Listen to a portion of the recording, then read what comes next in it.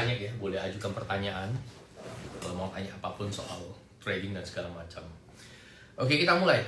Oke, jadi di semua private mentoring saya, yang pertama saya selalu bahas dalam trading adalah saya akan selalu tanya tujuan mereka mulai trading itu apa. Oke, apa tujuan tradingnya? Why trading? Kenapa trading?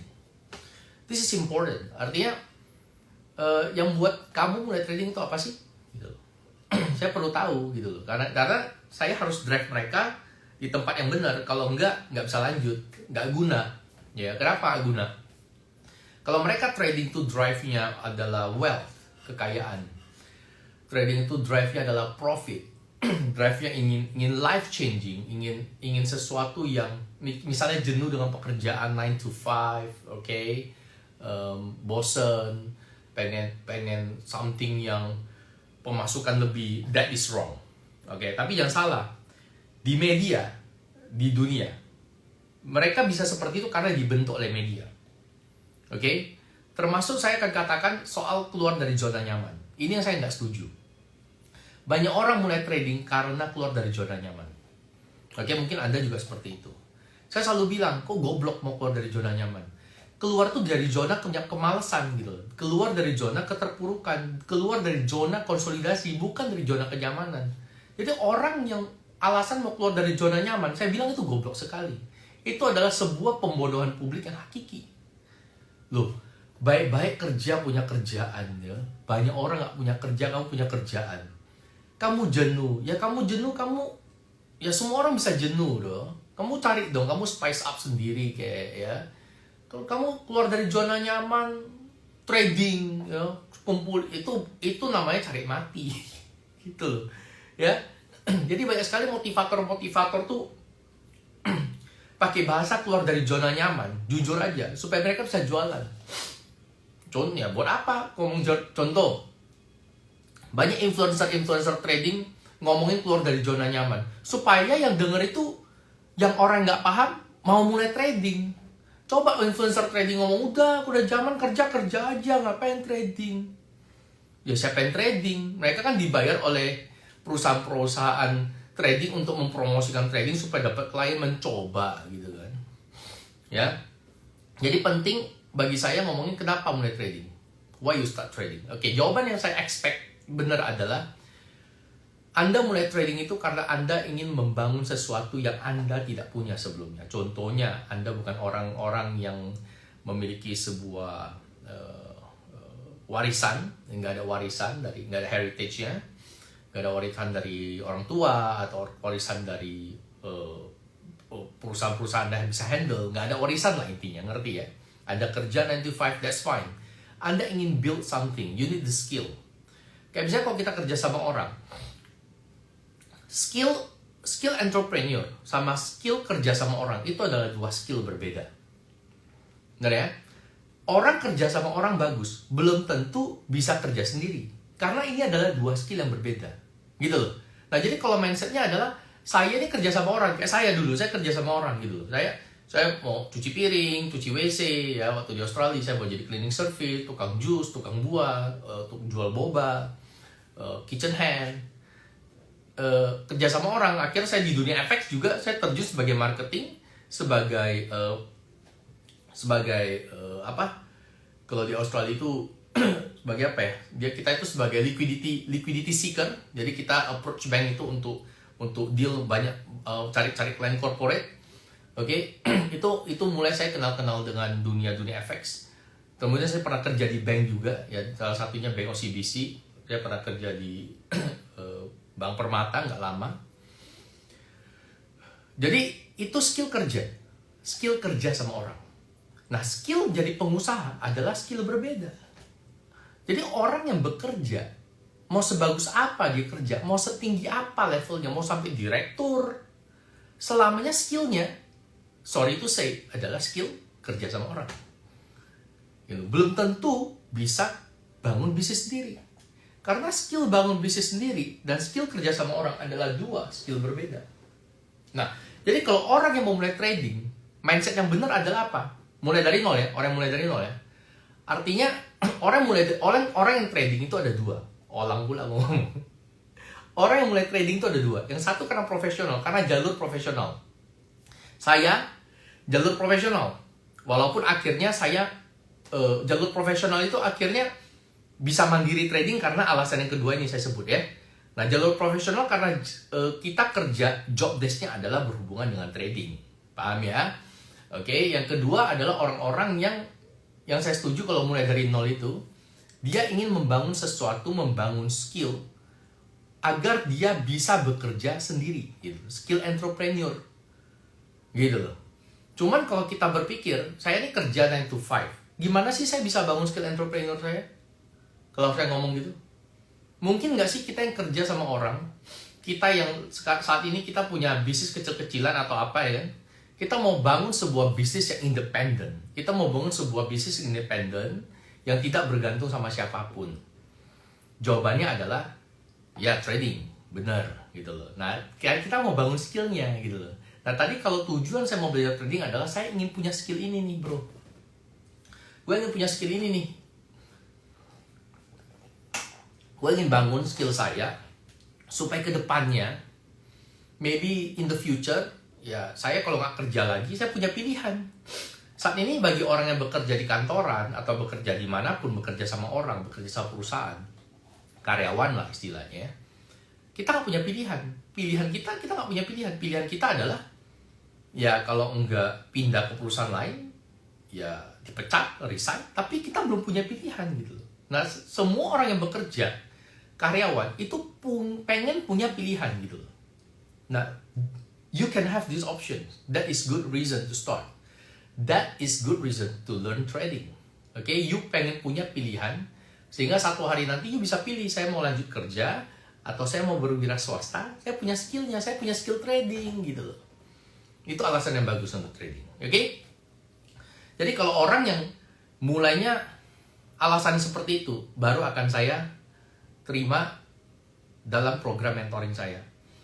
Kalau enggak pun ya saya coba arahkan ke sana. Kalau enggak bisa, ya enggak bisa jadi, enggak akan jalan program mentoringnya, duitnya tak balikin gitu loh.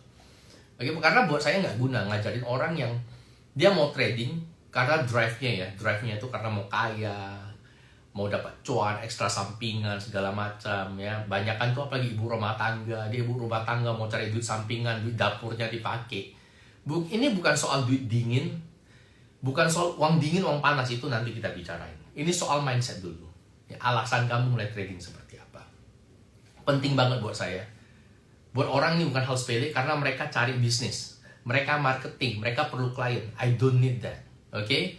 What I teach you, apa yang akan saya kasih tahu adalah murni hal-hal yang bisa buat kamu tuh bertahan di dunia trading.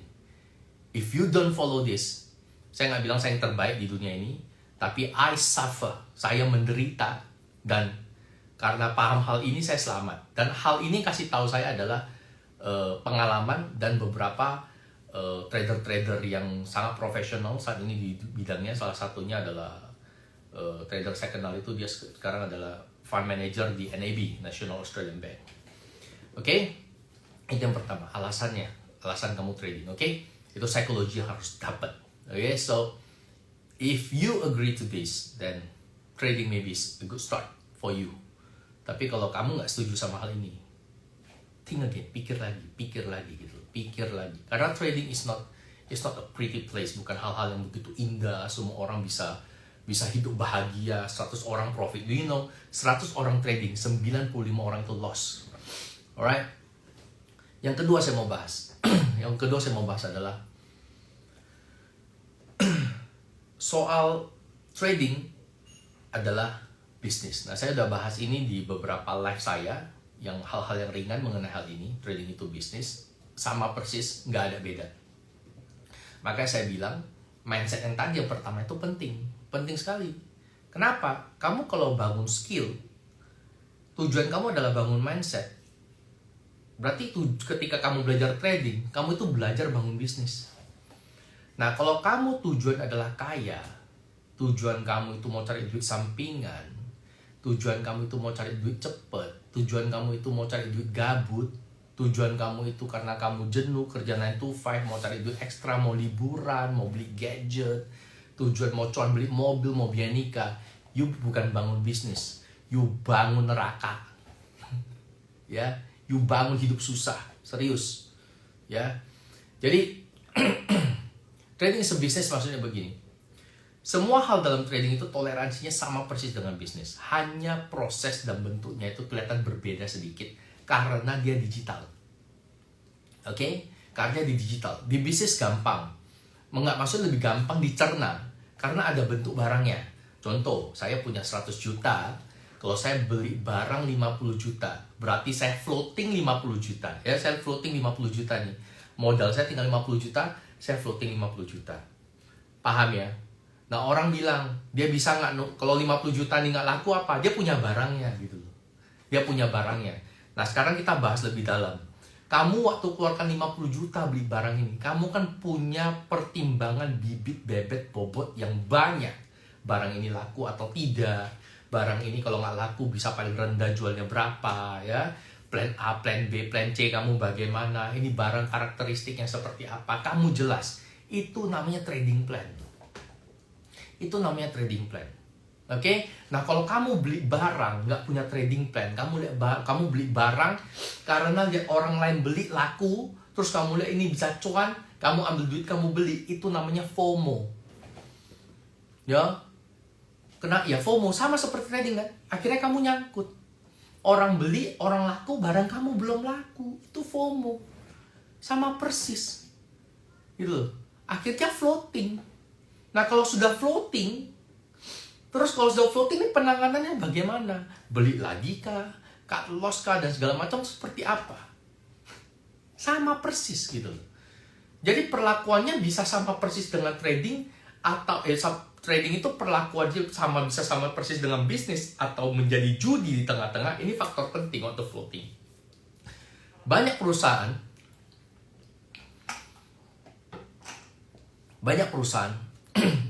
mengajarkan itu untuk cut loss.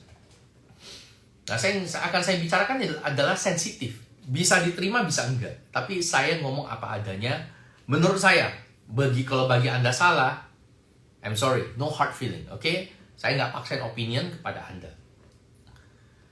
Kalau Anda beli barang bersifat 50 juta, oke? Trading dong. Bisnis itu trading, dagang. Trading itu adalah dagang. Benar ya, pahami dulu ya. Trading itu cuma bahasa kerennya.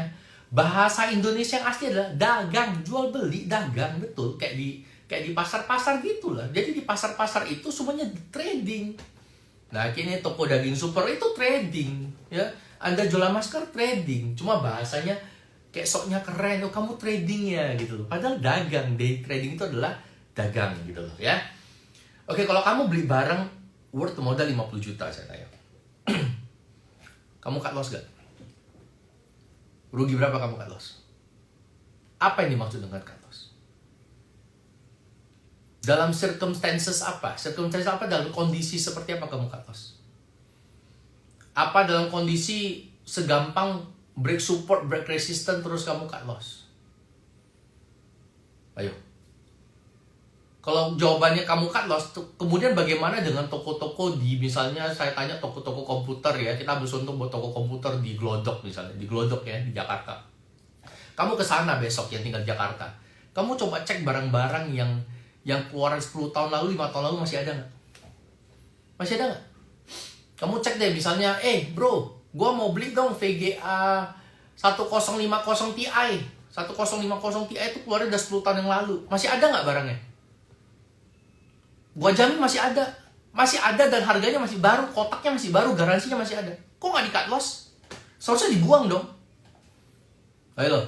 Atau kamu misalnya ada temen yang dagang-dagang, misalnya dagang-dagang spare part misalnya, spare part. Oke. Dia masukin spare part satu kontainer. Laku setengah kontainer. Setengah kontainernya nggak laku. Di cut loss nggak sama dia? Misalnya dia masukin tuh barang spare part 10 tahun yang lalu. Sekarang kamu tarik dia, masih ada nggak barangnya? Masih ada dan masih dijual. Kenapa nggak di cut loss? Nah sekarang saya tanya, relevansinya bagi orang, bagi mentor, buat seminar FX, bilang trading itu adalah bisnis. Apa relevansi cut loss? Coba. Nah, kenapa banyak perusahaan itu suka trader cut loss.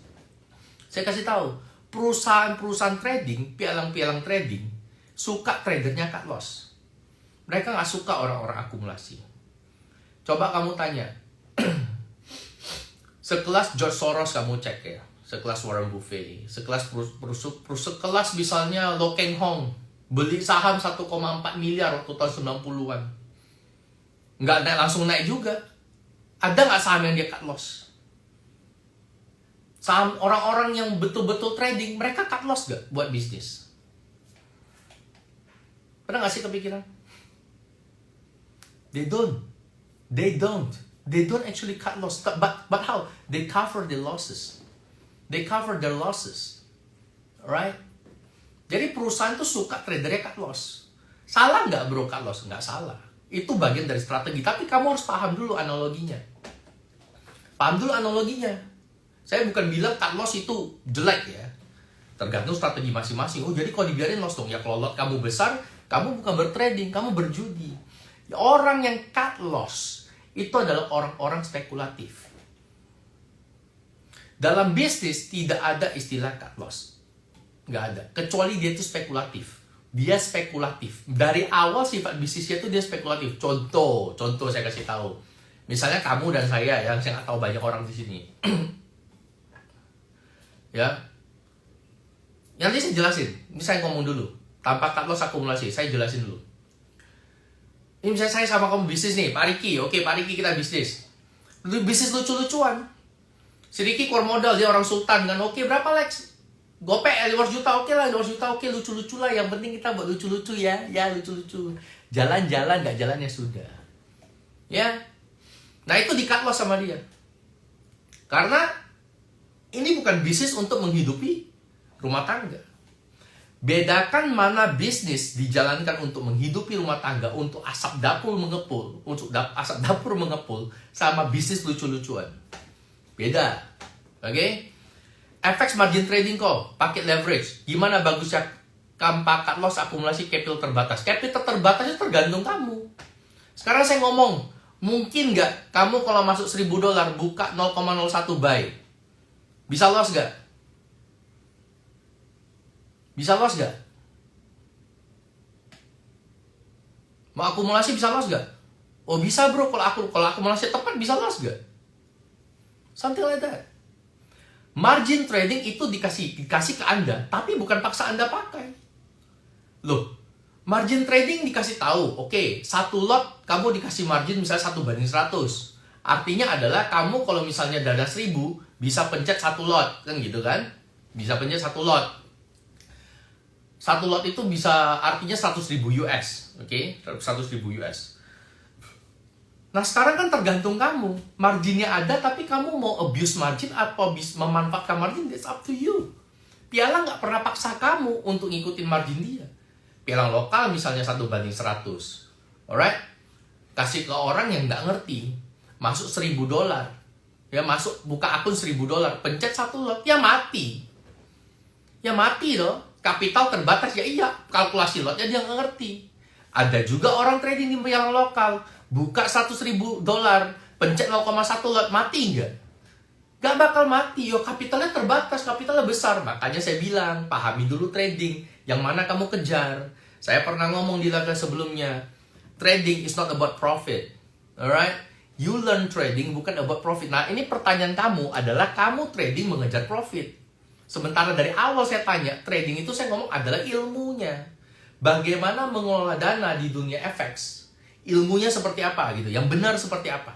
Soal dana bro, itu nggak ada, saya nggak punya hak untuk bicara. Karena kita nggak tahu batas orang punya dana berapa banyak. Bisa jadi, sorry ya, kamu nggak punya dananya. Capital kamu terbatas, tapi skill kamu dewa bro. Siapa yang nggak mau invest di kamu? Coba. Nah pertanyaan saya, skill kamu sudah dewa belum? Ada yang berani invest di kamu? Tidak. Gitu. Saya juga bukan siapa-siapa. Saya juga bukan dana yang bukan orang dengan dana tidak terbatas. Tapi saya perusahaan mau invest di saya gitu loh. Paham ya? Poinnya gitu loh, paham ya? Jadi kalau saya bilang, oh, si Alex tuh hebat tuh trading kelola dana miliaran misalnya, puluhan miliar, jutaan dolar. Ya bukan duit saya. Misalnya, bukan duit saya. Orang percayakan, perusahaan percayakan untuk kelola dana, misalnya gitu loh. Ya, saya pakai misalnya, karena NDA, Non-Disclosure Agreement. Yang kita bicarakan di sini adalah ilmunya, bro. Alright? Jadi, saya mana tadi? Yang mana? Sampai soal pengelolaan resiko. Oke?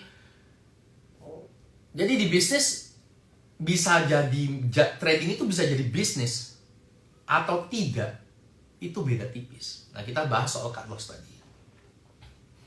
Ya, lengkap ya. Jadi orang-orang yang cut loss biasanya dia itu spekulator, spekulasi, ya spekulasi. Dia tuh buy, ya, pulse lot-nya besar, mau ngincar profit singkat, mau misalnya kalau dia mau dapetin $100 harus 100 pip misalnya. Aduh, kepanjangan deh 100 pip mau $100, gila. Itu mah belum balik, belum sampai 100 pip udah balik marketnya. Ah, gue mau 10 pip aja deh. Mau 10 pip aja, ya udah dia pencet satu lot. 10 pip udah $100 kan gitu. Nah, itu begitu harga nggak sesuai dia mesti cut loss karena dia harus spekulasi. Tapi kalau Anda mengerti konsep trading sebenarnya seperti apa, dagang jual beli, itu semuanya adalah proses akumulasi.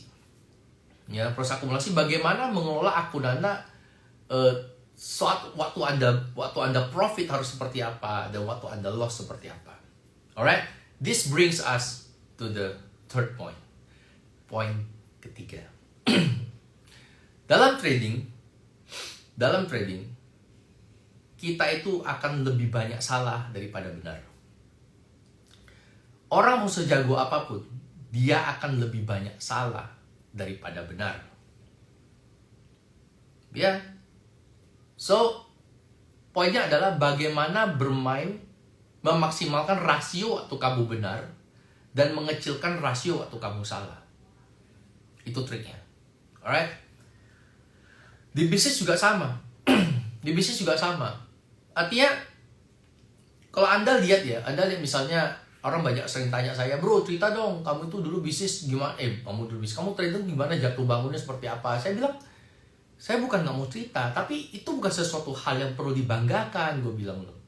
Kenapa orang harus bangga dengan dia jatuh bangun? Artinya, jatuh bangunnya saya, itu nggak ada apa-apanya sama jatuh bangun orang pengusaha lain. Sama. Exactly the same. Kamu cari pengusaha mana yang sekarang kita bilang oke ya, dia sekarang maksudnya sudah mapan. Pengusaha mapan itu artinya ya profitnya lebih besar daripada utangnya misalnya, atau bahkan dia bisnisnya tuh debt free, nggak ada utangnya, nggak ada utang bank. Itu perusahaan mapan, itu pengusaha mapan. Ya dulunya juga semuanya susah, semuanya struggle, semuanya mulai dari nol, semuanya pernah merasakan namanya jatuh gak ada bangunnya, bro. Kalau jatuh bangun masih mending, jatuh terus gitu, jatuh 1000 kali, kirain ke 1001 kali bangkit, jatuh lagi, gagal terus. Semua pernah ngalami hal yang ini, and it's nothing special. Alright, jangan terpukau sama cerita-cerita orang dulu trading jatuh itu sekarang sukses. No, terpukau. Pengusaha semuanya bagus kok. Semua pengusaha juga begitu, semua bisnis juga seperti itu. Kebetulan aja yang kamu dengar cerita kisah tentang trading. Dan juga banyak kisah fiktifnya, kisah ngarangnya juga banyak. Alright. Jadi, itu bukan sesuatu hal yang membanggakan untuk diceritakan. Kenapa sih kamu jatuh begini, kenapa sih kamu jatuh begitu? Gak usah. Artinya, dalam trading itu you need to expect banyak salah daripada benar. Jadi saya selalu bilang, kalau kenapa Anda perlu mindset yang benar dalam mulai trading? Karena kita akan belajar banyak. Kalau di private mentor ini saya lebih banyak ngajarin bagaimana handle trading yang salah. Gak usah ngajarin orang waktu trading profit. Gampang. Kalau trading ngajarin orang trading profit itu gampang. Oke? Tapi bagaimana Anda itu bisa keluar dari posisi yang salah? Mulainya harus benar. Mulainya benar, tapi marketnya salah, kita bisa keluar. Tapi kalau mulainya salah, ketemu market yang juga salah, habis, nggak bisa keluar. Makanya saya nggak pernah mau nolongin loss-nya orang. Karena dia loss, mulainya sudah salah, itu tidak tertolong. Tidak tertolong, kecuali saya mau manfaatin dia. Saya mau ngambil komisinya dia. Saya mau manfaatin dia ya, boleh. Tapi ya janganlah gitu kan. Saya mending jangan tolong. Oke, mindsetnya benar, mulainya benar, marketnya amburadul, tertolong, bisa gitu. Jadi no one can expect that, even a big company. Saya kasih contoh ya. Dalam hari ini atau kemarin ya, itu ada perusahaan Volkswagen. Volkswagen itu adalah perusahaan mobil besar. Anda tahu ya Volkswagen ya, dia naungin Lamborghini, dia yang menaungi Volkswagen, dia menaungi Bentley ya, dia menaungi Ferrari, alright? Itu ada satu kapal besar tuh isinya 4.000 mobil. 4.000 mobil, dalam itu ada Bentley, ada Ferrari, ada mobil-mobil mewah semuanya. Itu tenggelam di tengah lautan, bro. Tenggelam di tengah lautan. Ya, kerugian ya udah pasti triliun lah kalau di Indonesia kan. Ya, mobil Bentley segala macam. Hilang mobilnya semua. Coba saya tanya, mau bagaimana? Apa bedanya sama kamu misalnya lagi buy, tiba-tiba semua analisa kamu udah bagus nih, analisa teknikal kamu udah bagus, mau kamu pakai Elite Wave, mau kamu pakai indikator segala macam, kamu udah analisa ini bagus, kamu ada entry. Tiba-tiba besok ada satu kejadian apa, buang bom atau apa kan, ada perang. Biarpun kita nggak trade news, tapi kan itu mengefek market kan. Tiba-tiba buang, besok balik arah. 200 pips ke bawah, kamu lagi buy. Ayo. Kamu nggak bisa bilang kamu sial. Wah, sial banget ya, gue trading tuh, wah gue sweat banget. Sweat kalau lot kamu jumbo. Sweat kalau you kemarin masuk itu spekulatif, you sweat. Tapi kalau misalnya lot kamu ada sesuai dengan bisnis punya prinsip, terjadi hal itu, berarti hanya soal cepat atau lambat. Dan soal kamu bagaimana cara kamu bermanuver di market, gitu. Bagaimana kamu mengelola, turun. Ini bagaimana kamu masih bisa menganalisa, masih bisa mencari jalan untuk keluar dari situasi ini. Bahkan keluarnya dengan profit. Karena sama seperti misalnya kamu toko fisik ya, bisnis fisik atau bisnis baju. Di sini ada bisnis baju atau apa nggak, saya nggak tahu. Kamu masukin barang satu kontainer, nggak semuanya laku loh. Barang lainnya, barang lama kan kamu nggak cut loss, kamu bakar kan. Ini barang nggak laku lagi, bawa sial nih barang, buang gitu, bakar, sumbang, enggak loh. Masih bisa kamu jual. Kamu juga rutin masukin barang baru, itu akumulasi kan. Kamu kalkulasi ini barang lama, barang baru jual berapa. Ini barang baru kejual barang lama udah ketutup nih untungnya. Udah ketutup ruginya nih. Ya kira-kira gitu akumulasi. Yang ngerti ya? Jadi why my trading class is so expensive? Alright? Pertama, I want it to be exclusive, okay? And I talk about things yang you will never hear it before. Anda nggak bakal dengar dari mentor atau trader manapun, okay? Atau apalagi dari pialang.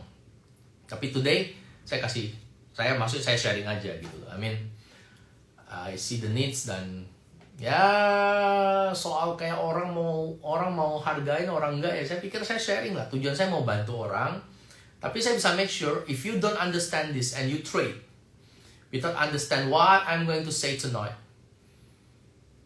you will lose. Alright? Ya mungkin kalau Anda dengerin saya juga Anda bakal loss, tapi loss belajar gitu loh kan. Tapi kalau misalnya Anda nggak paham trading psychology yang saya bahas malam ini, when you lose, you will lose very hard. You lose very hard. Okay, itu yang satu poin lagi soal cut loss tadi. So, pikir baik-baik. Setiap kali Anda mau trading itu, posisi ini bisa Anda akumulasi nggak? Ini membawa saya akan cerita kenapa saya banyak bermanuver kemarin, gitu loh. Walaupun manuver saya benar kan. Saya bilang kemarin sesuai dengan ini bisa sampai 1970. Tapi ada yang tanya nggak? Saya kenapa take profit di 1950-an? Walaupun di salah satu cycle dan Ichimoku itu saya jelas-jelas, Anda boleh dengar di YouTube, ada buktinya. Di video terakhir saya di YouTube, saya upload cara pakai Ichimoku dan Elite Wave. Saya ada jelas-jelas bilang emas bisa ke 1970 untuk exit di Ichimoku. Buktiin. Alright? Dan semalam harga sampai di 1970. Tapi saya exit di 1950. Walaupun ada cycle di sana. Kenapa? Yang pertama saya kasih tahu, saya trading entry exit bukan pakai Ichimoku. Jadi saya pegang kata-kata saya. Ichimoku bagi saya hanya untuk mengukur kekuatan. Tapi saya harus mengikuti tetap planning elite wave saya. Bertanya, bro kenapa gitu? Kenapa nggak ikutin Ichimoku?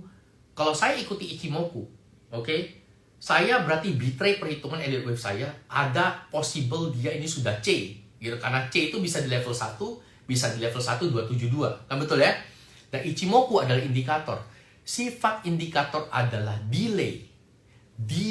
Jadi market sudah kejadian, market sudah action, indikator tuh baru lu datang ya gitu. Kayak orang yang sudah otaknya hang gitu. Oke? Jadi kebetulan aja pas. Saya berani bilang kebetulan. Jadi saya nggak mau anggar-anggar gua hebat Ichimoku. Kebetulan 1970 dia datang gitu. Nah, kalau misalnya kemarin di harga 1955 dia balik, ayo terus gimana? Ichimokunya salah. Ya paling ya orang pakai Ichimoku ngeles lah ya, nggak ngeles. Ya indikatornya ini ada gagal break resistance gitu bahasanya. Gagal break resistance lalu dia kembali menguji support. Nah, itu bahasa lama lah kan gitu kan. Jadi saya nggak bisa pakai itu.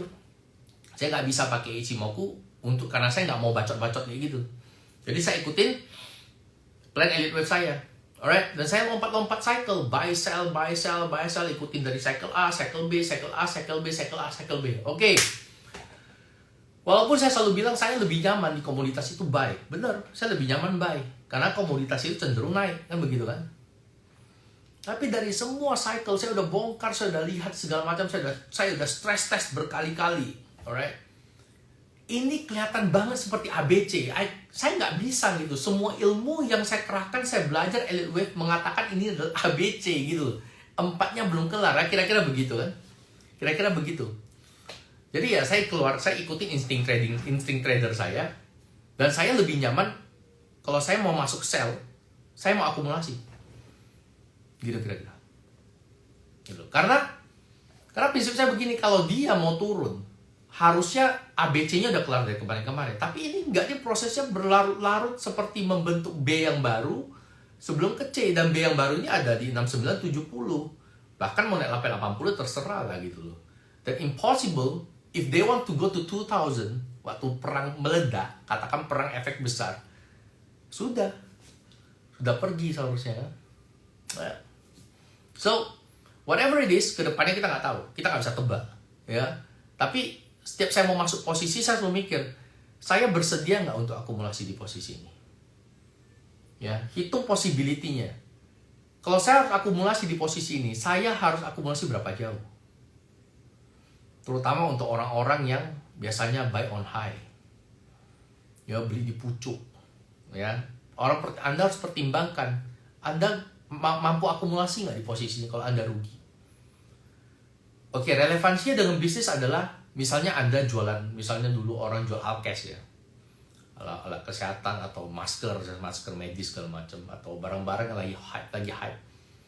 Modalnya aja udah tinggi bro, udah keburu hype, modalnya aja udah tinggi. Kira-kira you mampu nggak masih bisa profit dari modal yang ini? Sama seperti profit marginnya orang. Ayo, kan gitu kan, kira-kira begitu. Terus kalau misalnya lu nggak mampu profit, lu mau ngapain? Lu harus bagaimana? Nah, pemikirannya sama lo kayak gitu. Sama persis gitu. Sama persis. Kalau misalnya satu jalan nih udah banyak jual boba, misalnya ada boba A, boba B, boba C, boba D, you juga masih mau bisnis boba.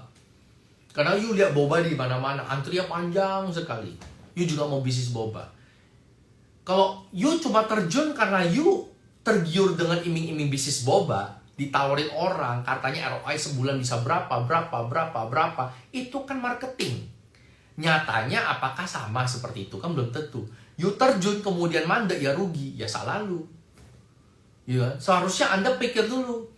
You terjun dengan sedemikian banyak boba, masih bisa fight gak? Bisa. Cara fight-nya bagaimana? Eksistensi. Kalau you bisa bertahan 5 tahun, brand lu tetap ada tanpa peduli profit loss, you pasti survive. You pasti survive. Karena bisnis di Indo itu rata-rata seperti itu. Ya, bisnis di Indo itu eksistensi. Makanya di Indo itu ada di mana-mana tuh sejak.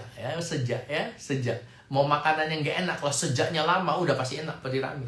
Sejak 1960, wih gila. Dari kakeknya udah jual coy. Sejak 1980, wih gila. Sejak 1912, wih gila, ini kakek gue belum lahir dia udah jualan coy. Makin terkenal. Jadi saya tanya, waktu lu lihat toko makan yang tuh sejak 1960, di 1960-annya terkenal gak? Belum tentu. Betul. Di tahun 1980 dia terkenal? Belum tentu. Terkenalnya sekarang. Jadi eksistensi, ada namanya time. Sama seperti ya makin berumur, laki-laki makin berumur makin laku. Gitu loh kira-kira. Ya, jadi ada waktunya gitu kan. Jadi kalau misalnya kamu bisnis nggak mempertimbangkan itu, orang terjun hanya profit, ya GG. Sama seperti trading. Trading juga memiliki time relevance yang very very very strong. Orang cenderung nggak sabar karena sifatnya digital, sifatnya cepat. Artinya kalau di bisnis fisik, you don't have a choice. Kalau nggak laku ya lu duduk tuh, nunggu customer kan duduk. Oh nggak ada yang beli, nggak mungkin lu pencet-pencet kasir sendiri laku sendiri, nggak mungkin kan. You dipaksa untuk sabar, kan begitu. You nggak kelihatan, you nggak bisa bilang, oh gue nggak mau lagi deh, gue cabut. Gue nggak mau lagi deh, gue tutup. Nggak bisa gitu. Modal lu ketahan, ya nggak sih?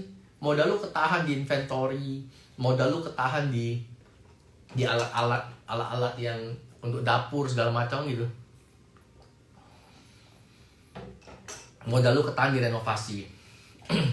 Ya tapi trading segalanya cepet karena it's all instant, right? Instant. So orang itu lebih susah dituntut sabar. Sementara time relevance di trading juga sama. Orang bilang time relevance-nya apa, bro? Saya tanya ya. Kita goblok-goblok aja. Orang yang sangkut 5 tahun lalu. Kita goblok-goblok aja. Kalau kamu punya posisi sangkut, ya siapa yang pernah floating? Pasti pernah dong, pernah, oke.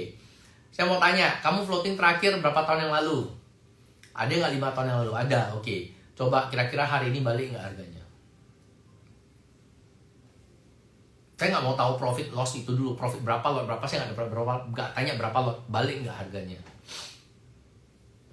Balik. Oke, ada yang bilang, oh nggak balik kok, bawa terus. Oke, tapi kalau kamu akumulasinya benar, balik nggak harganya? Akumulasi benar tuh ya kalau sama di F&B ya, berarti buka cabang kan gitu. Buka cabang ini udah ada customer ya, tapi supaya lebih cepat bayar modal dia buka cabang tempat lain gitu tuh. Itu namanya akumulasi ya tuh gitu. Right? Rata-rata pasti balik lah. Ya, kita bilang jarak 5 tahun. Emas juga balik. Emas juga pasti nyangkut, pasti balik. Kalau nggak proses balik lah ya. Orang kalau bilang, enggak kok gue beli di 2070 suwe. Ya sekarang udah setengah lah.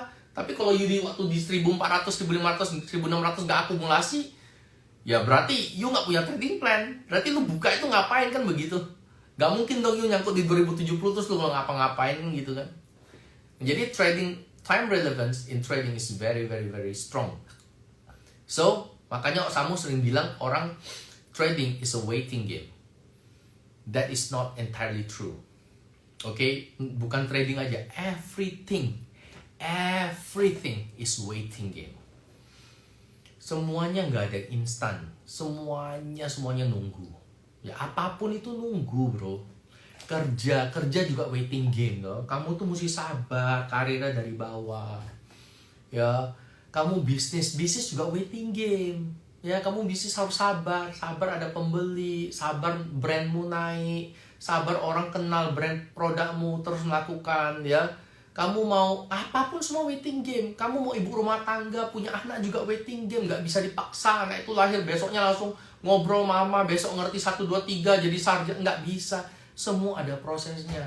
Jadi bukan hanya trading, everything is waiting game. Alright? Cuman di trading lebih susah. Karena kesannya segala macam lebih gampang. Apalagi banyak suntikan-suntikan media. Kesannya trading itu gampang, tinggal baring. Ada lagi tawaran-tawaran orang. Kesannya seolah-olah kamu merasa dia punya lebih hebat ya, dia lebih pinter ya, dia lebih mahir ya, gue dengerin dia ya. Ini saya masuk ke poin berikutnya. In trading, you do not take advice from people. Do not take advice. Jangan ambil saran dari orang. Kecuali kamu tahu itu orang memang hidup dari apa yang dia ngomongkan. Contoh, gua ngomong dulu soal kehidupan biasa-biasa. Masih banyak nih ibu-ibu. Wah, aduh, kamu ngapain sih nggak pakai suster? Pakai suster dong. Saya sering tuh ngomongin gitu dulu.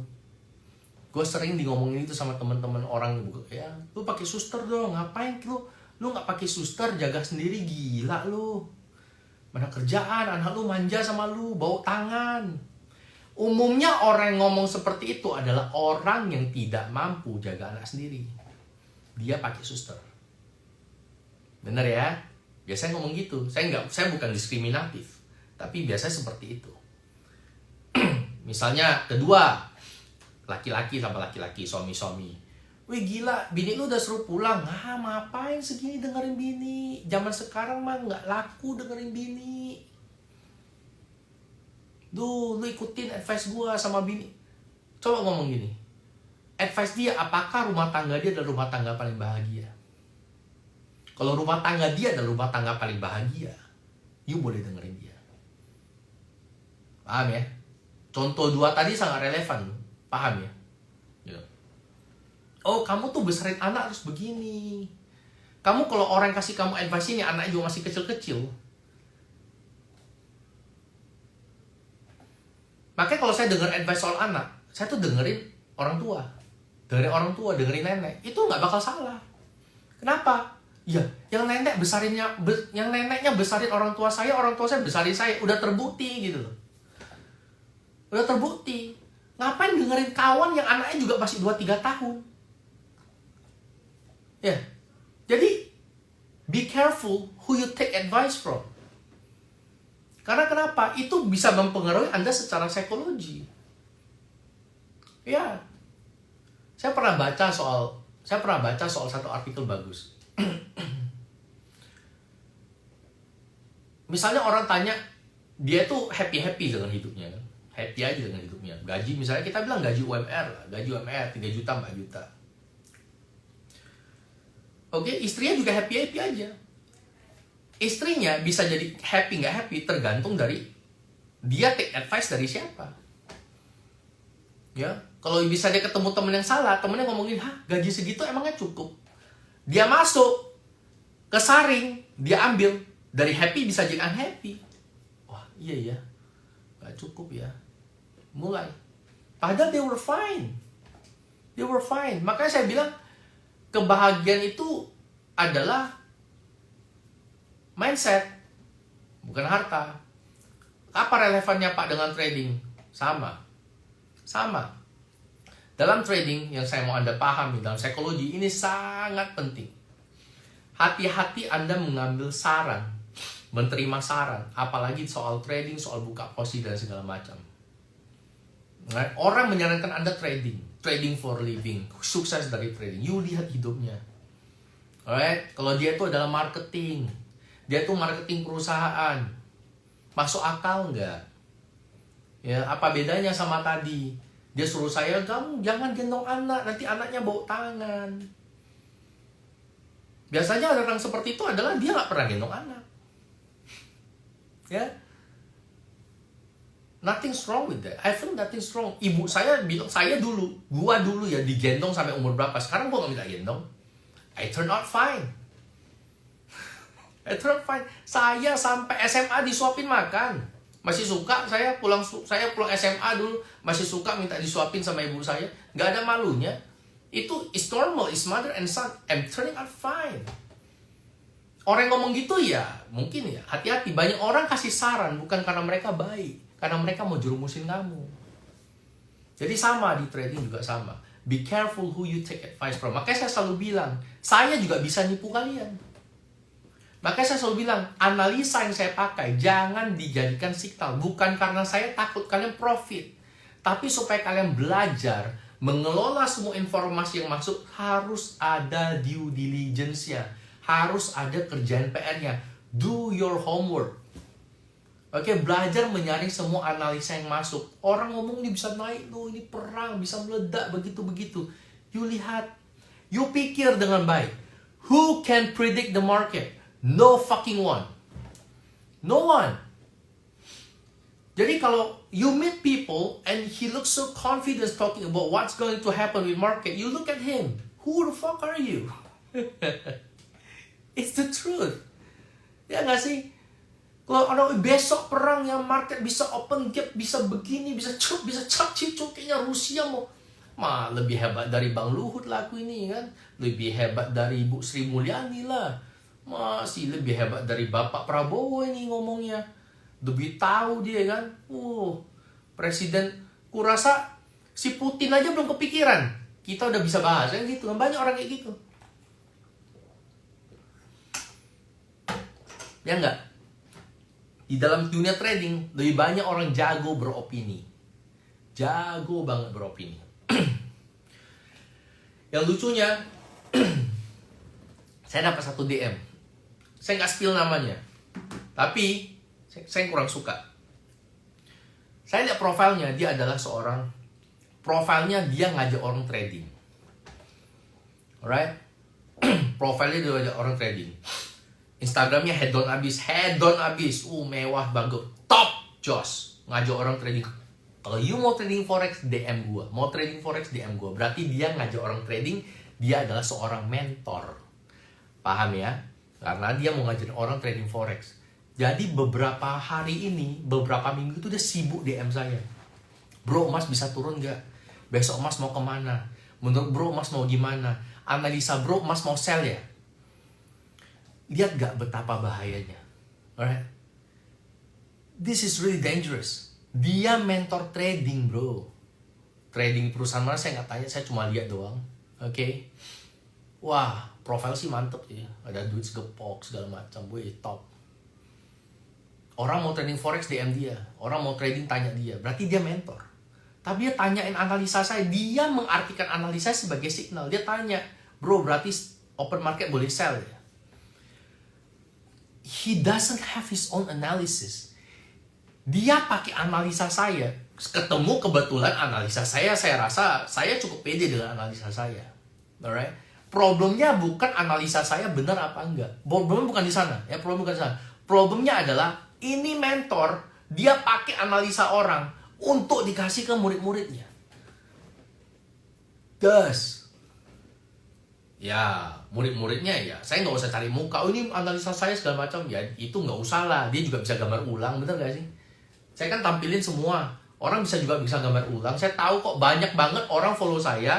Analisa saya itu digambar ulang sama dia. Saya tahu. Cuma ya, it's okay.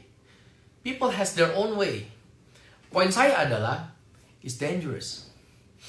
Okay, so banyak orang, kalau Anda harus hati-hati menerima saran, terutama berhubungan dengan trading.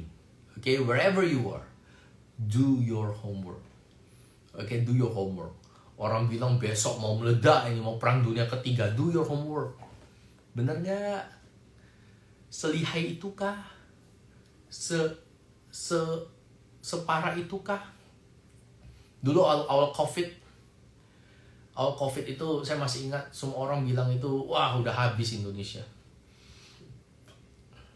Saya bilang, orang tanya pendapat saya gimana COVID itu, bagaimana COVID semuanya susah. Saya bilang, aduh, barometer susah itu sebenarnya tahu nggak siapa? Barometer negara susah tahu nggak siapa? Kamu ke CP, saya tinggal di Central Park nih, Sabtu Minggu kamu ke CP. Kalau toko udah tutup semua, nggak ada yang belanja lagi, Tokopedia nggak laku lagi, itu nggak ada yang jualan lagi, nggak ada namanya Harbolnas, hari belanja online nasional, nggak ada namanya 11-11, 12-12, 10-10, nggak laku lagi, itu negara mau susah. Oke, orang nggak keluar dari rumah, bukan berarti negara susah. Orang di rumah, takut kena virus, tapi duitnya ada di rumah, dia belanja online, nggak ada yang susah. Ya, orang susah bagi orang yang tidak mau berubah. Ya, kita juga berubah. Ya, banyak orang harus shifting dengan kondisi. Kalau orang nggak mau shifting, ya nggak bisa salahkan. Bukan Bukan kondisi yang susah, dia yang menyusahkan diri. Menurut saya sih begitu. Tapi banyak kok orang-orang yang sekarang malah setelah situasi pandemik hidupnya saya lihat makin oke karena dia beradaptasi. Gitu, banyak yang penjualan yang sekarang paham pakai GoPay, paham pakai GoFood, paham pakai GrabFood. Dulu dia nggak paham. Terpaksa belajar dia bilang. Malah karena habis belajar ordernya meningkat. Bener, saya sempat survei kemarin. Iya. Ya. Yang tengah mampus, yang bersikukuh nggak mau belajar, bersikukuh nggak mau, ya itu nggak bisa disalahkan dong. Apa bedanya sama era digitalisasi? Dulu misalnya orang iklan orang tuh punya website sama tidak punya website. Ayo, bedanya apa? Sama dong. Ya, akhirnya tergerus toh, semuanya harus punya www. Ya, apa bedanya dulu sama orang pertama kali telepon ditemukan, perusahaan-perusahaan dan telepon sama perusahaan yang masih pakai pos. Ya, udah otomatis perusahaan pakai telepon lebih maju duluan dong. Akhirnya kan ngikut juga. Namanya proses digitalisasi. Perubahan industrial revolution. You cannot avoid that. Pabrik-pabrik juga berevolusi kali. Dulu pabrik pakai mesin lama, ada mesin baru lebih efisien, ya harus berubah. Sama gitu loh ya. So be careful. Relevan gak relevan ya. So be careful. Advice yang kamu terima itu dari siapa? Kamu cek bener-bener. Oke, kamu cek bener-bener. Jangan melibatkan opini di dalam trading. Dan ini masuk poin terakhir saya. Oke? You need to learn. Ini relevansinya kepada poin terakhir saya ini apa? You need to learn to trade what you see. Kedengarannya gampang, tapi ini sangat susah, lebih susah daripada kedengarannya. Bener gak sih bahasa Indonesia? It's harder than how it sounds. It's harder than how it sounds. It sounds easy, right? Trade what you see. But it's not easy. Okay? Not what you heard, bukan apa yang Anda dengar, bukan apa opini Anda. Paling susah dalam trading itu adalah kita bukan melihat market apa adanya. Bukan.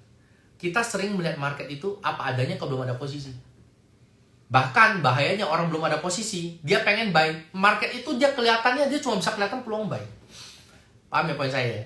You need to trade what you see, not to trade what you want to see.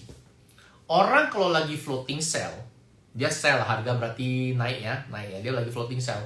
Dia kalau lihat market, pasti dia semuanya yang dia lihat tuh mencari sedikit-sedikit peluang untuk reversal. Padahal belum ada. There's nothing there. Tapi yang dia lihat adalah peluang reversal. Karena dia bukan trade what he see atau she saw, dia melihat apa yang dia ingin lihat. Udah itu namanya kalau the judgment, udah ilusi. Dan it always happen. Ini selalu terjadi di trader-trader baru. Oke? Misalnya nih, kamu lihat harga udah low. Oke? Harga sudah low. Kita nggak mau ngomong ada event. Harga low, lagi turun. Bro, turun. Low ya di time frame H1 lah. Padahal baru H1, H4. Ini low. Rata-rata trader retail umumnya, begitu lihat harga low, mereka akan mencoba cari peluang untuk buy. Karena dia pengen buy, alam bawah sadarnya, program otaknya mau buy, oke? Ya dia mau pakai indikator apapun, dia akan menunggu validasi untuk buy. Padahal bisa saja itu sudah 1-2. Kalau di Elliott Wave, right? Ada 1 of 3, 2 of 3 langsung bruk ke bawah. Ya. Ketarik dia. Oke? Bisa juga waktu lagi floating, karena dia lagi floating loss, dia berharap bisa reversal, dia mau nambah posisi. Dia mau nambah posisi supaya kalau turun bisa ke cover loss-nya. Ya dia mulai alam bawah sadarnya program. Oh, doji. Ini doji nih. Marubozu, break resistance, ini break support, resistance nggak bisa lewat, ini double top, program mencari poin-poin reversal. Begitu masuk, ketarik lagi. So I think poin saya adalah you need to learn to trade what you see. Jangan trade what you want to see. That is very fatal. Oke, fatal sekali itu. Oke, jadi kedengarannya lebih Gampang ya, padahal nggak gampang. Oke, jangan dengerin opini, belajar lihat market itu apa, lihat market apa adanya. Oke, dan perjalanan ini nggak gampang. Ya, perjalanan ini nggak gampang, nggak bisa instan. Oke, jadi ini beberapa trading psychology yang saya bahas biasanya di sesi hari pertama dari private mentoring saya. Hari ini saya share secara open, dan ini saya akan share di IG saya. Siapapun teman-teman boleh akses, tolong di-share kepada teman-teman yang baru mulai trading segala macam. You like it or not, that's fine. It's my own opinion and it's my experience. Jika menyinggung atau nggak cocok, it's okay, move on. Okay, no one is forcing my opinion to you. All cool, bro. Alright, so semoga berkenan, semoga bermanfaat. Waktu saya tinggal 55 detik, hari ini padat sekali dari awal ngomong sampai akhir. Thank you. I'll see you next live.